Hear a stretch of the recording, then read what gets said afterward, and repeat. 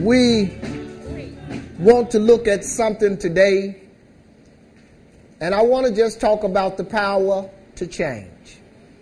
I just want to talk about change. Amen? Change is so important in our life. Change is a process that's continuous, and it's not a one-time occurrence. Amen? If we want to change something, we have to work at it, don't we? Change begins first by the renewing of your mind. You got to change the way you think. Change means to alter, shift, or make a difference. In order for change to take place around you, it must begin with you. Can be a difficult process. However, it's necessary. People love the results of change. However, they don't always like the process of change.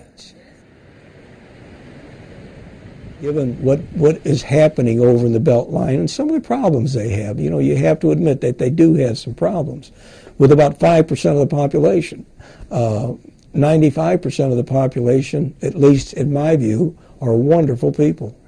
It's the element that they have over there that aren't wonderful people, that are driven by different things. Recognize that there are some folks living in the neighborhood who are a bad influence, and that some of them really do need to be held accountable for their actions, whether that's pit bull fighting, and they've had that problem over there, or whether that is a crack house. So, you've got law enforcement sorts of efforts that the community groups can coordinate with and make sure that, they remove the worst influences. But I also say, these young people are being talked to by some 20-year-olds, 21-year-olds in wonderful big cars with all kinds of gold jewelry, and they're saying, that may be where I want to go. There's an opportunity for me there. Well, it's our responsibility to show them that there are other ways to go. There are other opportunities. We're calling in residents. We're splitting them up into focus groups, and we're asking them to identify assets, liabilities, things they want to preserve or restore, and things their wish list for redevelopment.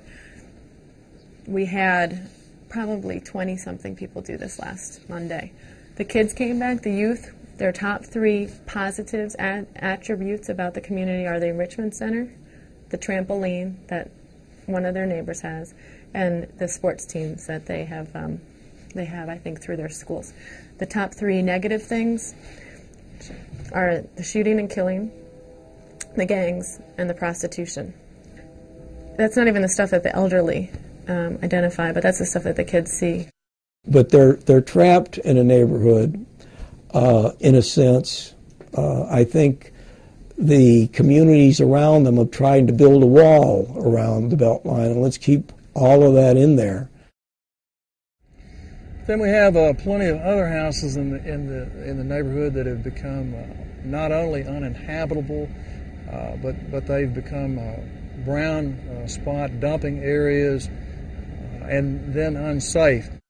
Imagine what it would be like to have to go through this tunnel on your way to school every day as a young child, and trash laden, and sometimes with floods, and through all of this, these concrete walls, it's like having to go through into a new world.